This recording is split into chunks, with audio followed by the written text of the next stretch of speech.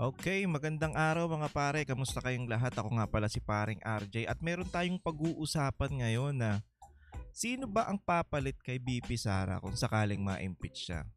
So, ang nag-ano nito ay si Cheese Escudero. So, medyo okay siya dito bukod sa ibang parte ng mga sinasabi niya. Pero okay siya dito ngayon kasi nilinaw niya kung sino ang pwedeng pumalit kay BP Sara o may papalit ba o may pasasabi nating mapapalitan ba si BP Sara kung sakaling matanggal bilang Vice President ng Pilipinas. So, pag-usapan natin to ng maya-maya konti pero maraming salamat doon sa mga tropa natin na sumusuporta dyan. At maraming salamat sa mga nag-share ng video. At kung hindi ka pa nakasubscribe, pwede namang mag-subscribe, di ba? Okay, para mas marami, mas masaya. Okay. Simulan na natin to. Ito kasi, ito ang tanong ng lahat kung bakit, kung paano, sino ba ang dapat pumalit o may papalit ba kay BP Sara once na ma-impeach. At titignan natin, bakit ba nila, lagi nating sinasabi, bakit ba nila pinupush yung impeachment kung wala naman palang mangyayari. So, dito natin na pag-uusapan lahat yan sa video na ito. So, simulan natin dito. So we're talking about the rules, the process that has to be drafted before the impeachment trial actually begins. And I have, this is quite interesting because we don't have enough time to... Nung naalala nyo yung last video natin is tinatanong ko rin kung sino ba ang papalit, si Cheese Escudero ba? Kasi parang tropa nila yan o si Tamba. Ayun ang malaking tanong o kung meron bang papalit. Dito natin malilinawan tayo dito kung sino nga ba ang dapat pumalit. Talk about the other issues. I do hope to have you back on the right sizing bill, for example. That takes a whole other show. Ask you this, interestingly, in history. When former President Gloria Macapagal Arroyo came into power as president, she appointed a vice president.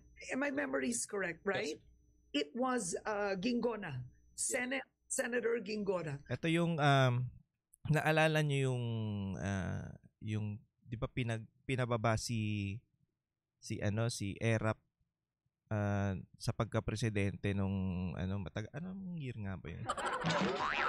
Pero yon, tapos ang vice president niya noon si Gloria. So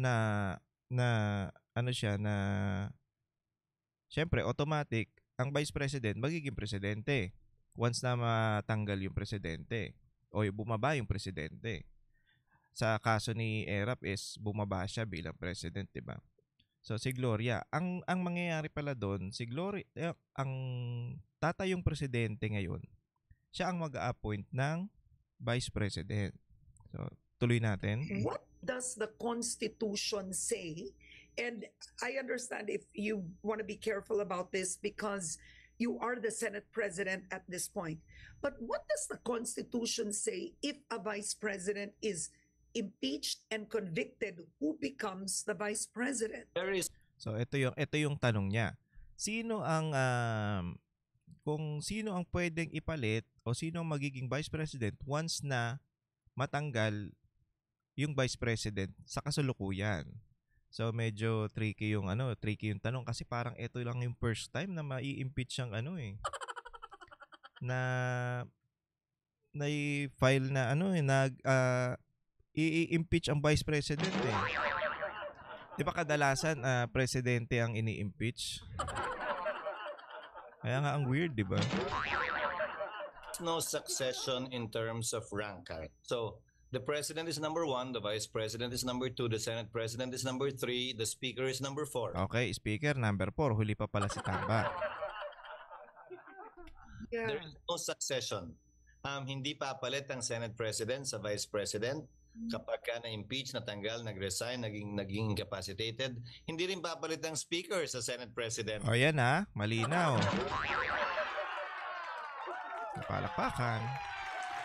Walang papalit, Vice President, Senate President o Speaker, hindi pwedeng pumalit sa posisyon ni VP Sara.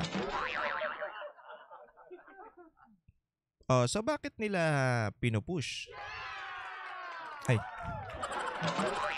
So bakit nila pinupush na matanggal si VP Sara? Pinush yung impeachment nitong nakaraan. Magbe-break na nga. 'Di ba? Kaya nila pinush yan kasi nga nabuking yung katarantaduhan nilang BICAM. So ito ang issue ngayon. Yung BICAM nakalimutan na. Buti na lang nag-file yung ibang mga attorney, sila Jimmy Bondoc, sila Attorney Topacio patungkol dyan sa katarantaduhan ng BICAM na yan. Pero sa ibang video natin pag-uusapan yan. So tuloy. Dahil hindi naman siya miyembro ng Senado. Ang palitan lang, ang succession applies only to the Vice President becoming President and vice versa. So yun pala.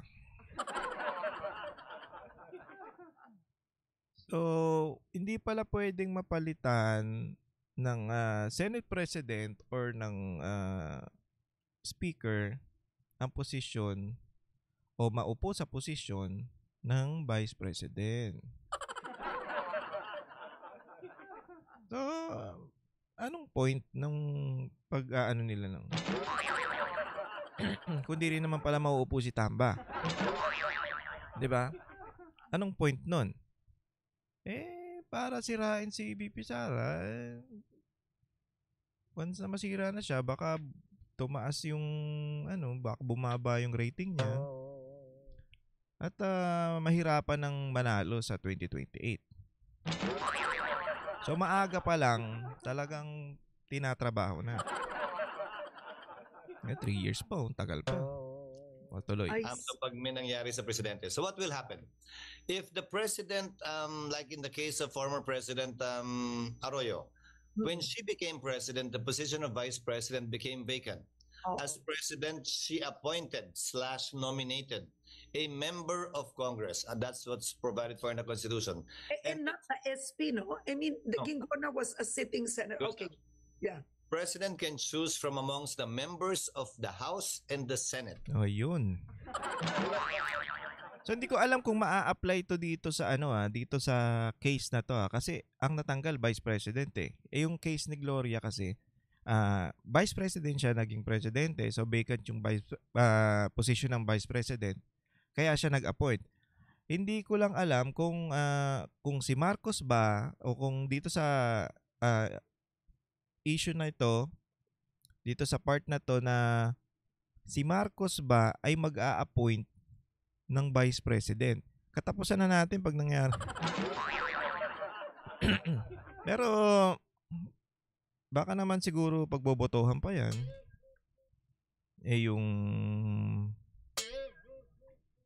Yung Kamara, di hawak na nila. Ewan ko lang sa Senate.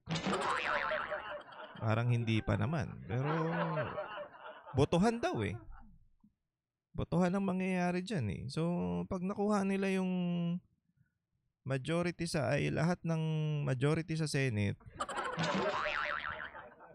di pwede nang maging maging Vice President pala si Tamba. Gulo, no? Paano kaya yun? But not all.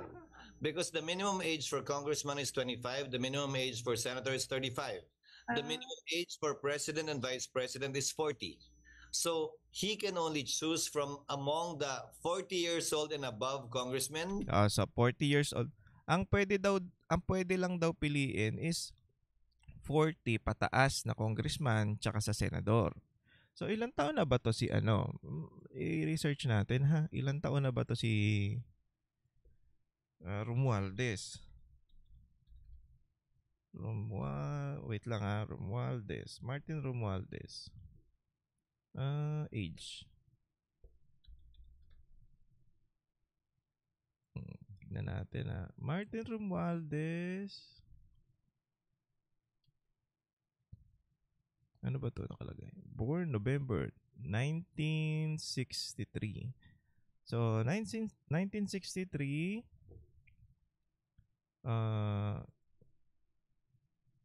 saan ba yung calco dito? 1963, tama ba? 1963 minus 2025. 62 na pala to. Sabi, born November 14, 1963.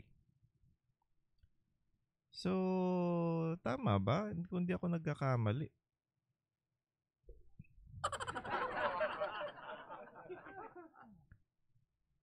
'63 1963. So, pwede pala siya, no? Teka, ulitin natin baka mali ako 1963 minus 2025. 62? Tama ba? Pwede ako nagkakamali mga pare So, pasok siya dun sa sinasabi na na 40. 62 na yun? 62 na pala siya. Anyway, tuloy tayo. And the 40 years old and above senators to be the vice president, and the House and the Senate voting separately. Ulitin nga natin, baka nagkakamali lang ako hindi ako mapakaling. Martin Romualdez. Ha? Hindi.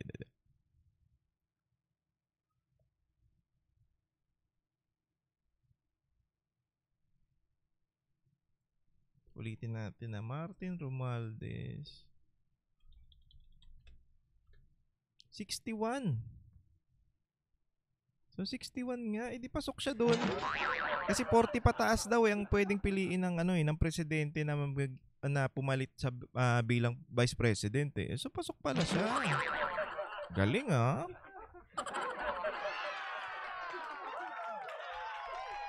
So may posibilidad pa rin talagang ewan ko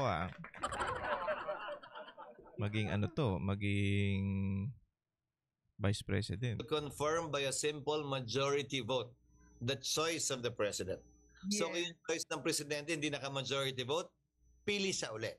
Oo. So ang mangyayari daw ngayon, pipili daw ang presidente tapos bobotohan nilang lahat. So bukod daw yun. So sa House, di sure na mananalo siya. Pero sa Senado, medyo alanganin pa. Depende na lang yan kung paano mangyayari sa Senado. Diba? So pag hindi daw majority vote yung nangyari, kung yung pinili ng presidente na uupo dun sa position ng vice president, di boboto daw, pipili daw ulit tas pagbobotohan ulit. So, ganun ang mangyayari. Sige, tuloy. Magandang paglilinaw to. Can the president, hypothetical lang to this is all hypothetical, I'm just curious about the law.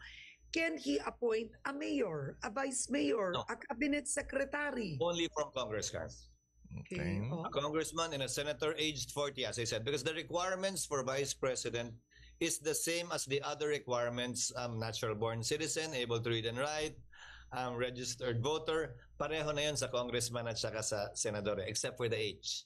So dapat ang limitasyon nga lang nun is 40 years and above. All right. So before we close the show, I want to Napasok, no? 60? ask you personally. This could 61. be, one would say, career-defining for you. I mean, you ran for president at one point, right? I remember. Yes. Vice, Karen. Right? Twice?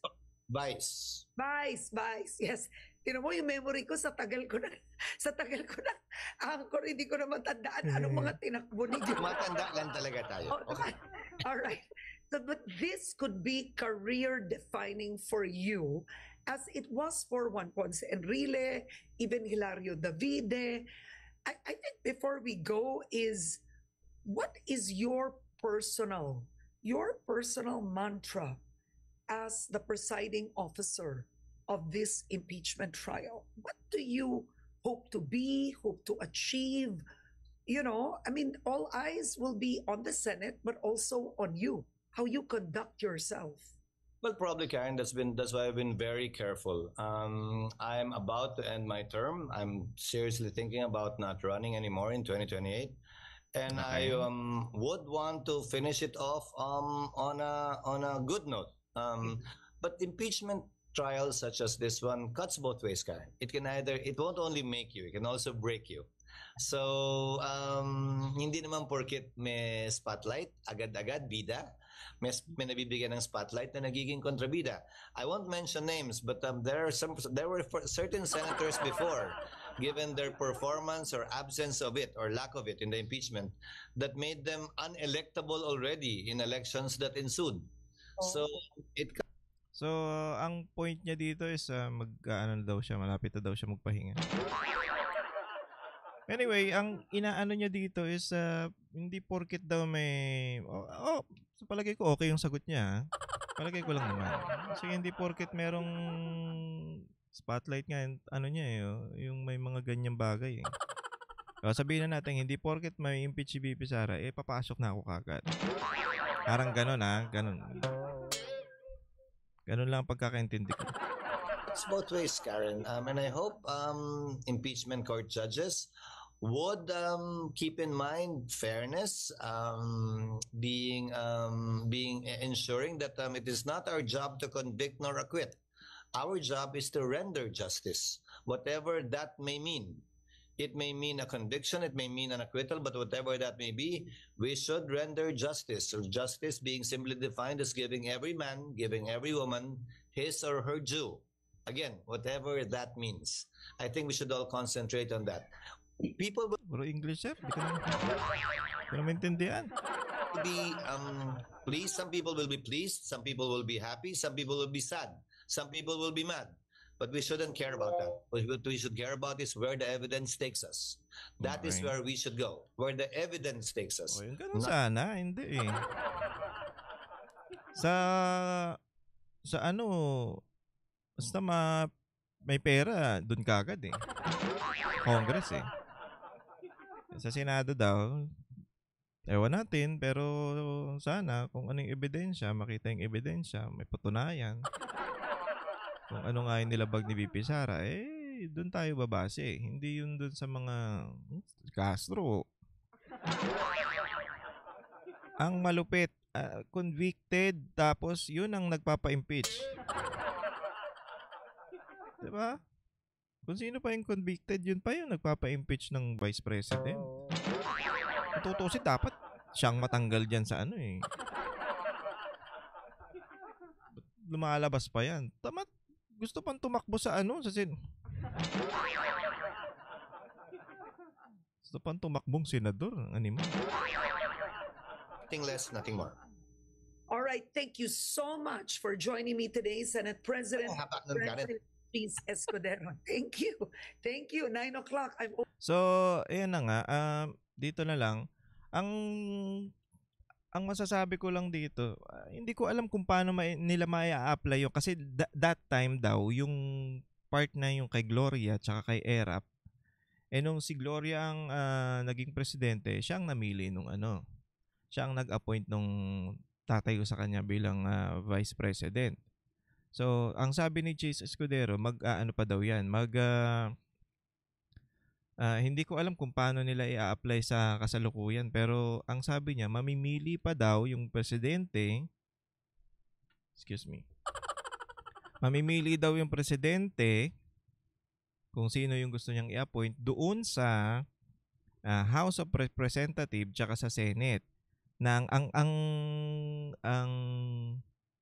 requirements daw doon, ang pinaka-requirements, 40 pataas. So, ibig sabihin, yung mga kongresista na 40 pataas, may pag-asang mapili. Tapos, pagbobotohan daw yan ng HOR tapos sa may Senate. Ang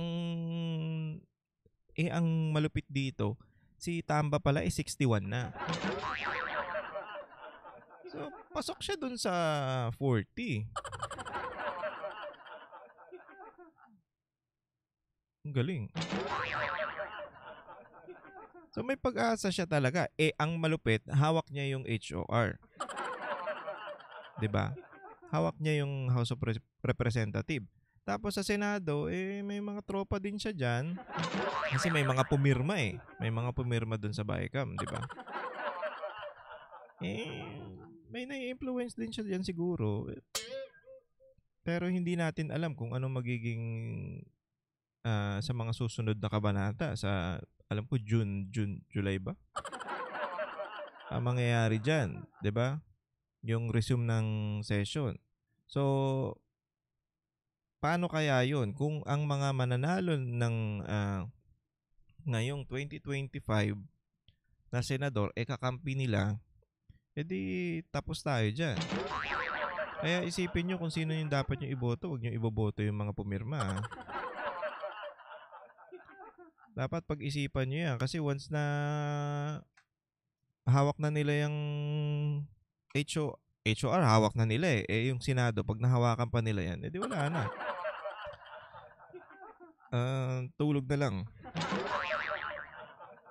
Ano na lang tayo, tahimik na lang tayo. Wala tayong magagawa dyan sa mga yan. So, plus yun, masisira pa nila si VP Sara. So, medyo aanuhin nila yan. Lalo pag lumalapit na ang eleksyon, pagpapalapit ng 2028. Talagang didikdikin nila yan. Sisirain nila kung ano sisirain dyan.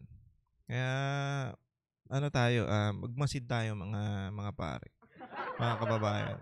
Huwag tayong magpakampante lang sa mga nakikita natin o naririnig natin sa mga yan. Dapat pag-aralan nating mabuti.